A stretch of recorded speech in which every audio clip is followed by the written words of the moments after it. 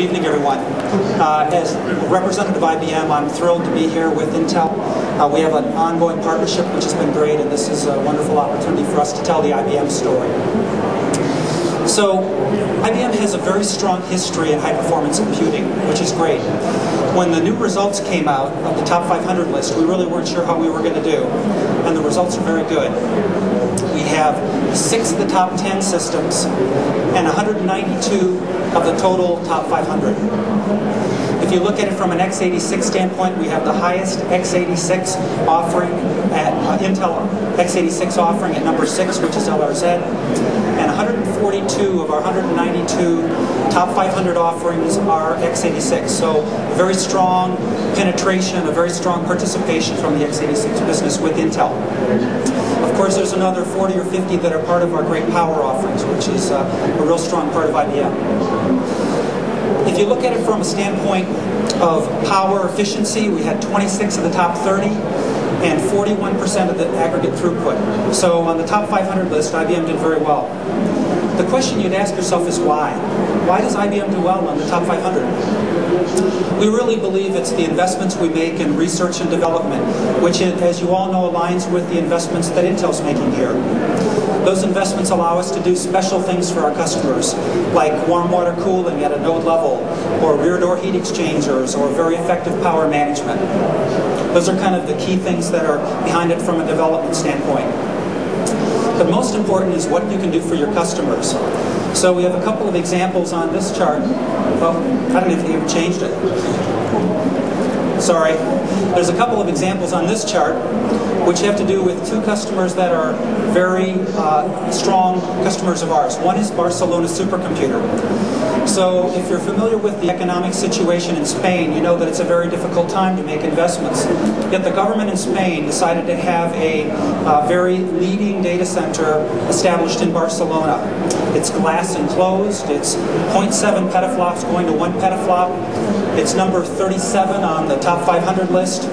And it's a really great example of the Spanish government trying to use this as a way to lift the investment and the research within their country. A second one is NCAR. I'm not sure how many of you are familiar with the climate research, National Climate Research. It's actually out of Wyoming. It's number 13 on the list.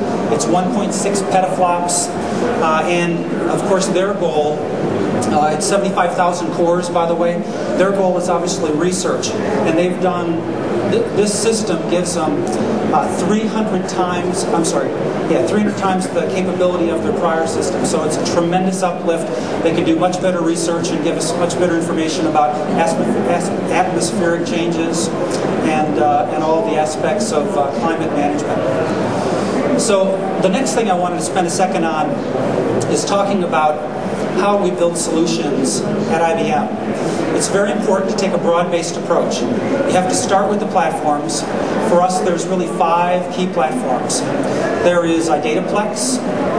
There's our 3650 2-socket rack. There's our Blade portfolio, our X5 portfolio, and finally our revolutionary PureFlex offerings. So all of those are there so that a customer can choose what is best for them.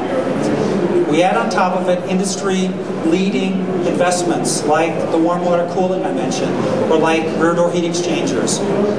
You then go out and look for industry components that are critical to you. In this case, Intel Xeon Phi, a leading component that can help us provide better solutions to our customers, or Mellanox switches. Then you need to talk about software. So our recent acquisition of Platform Computing gives us tremendous cluster management. And finally, GPFS gives us great storage management.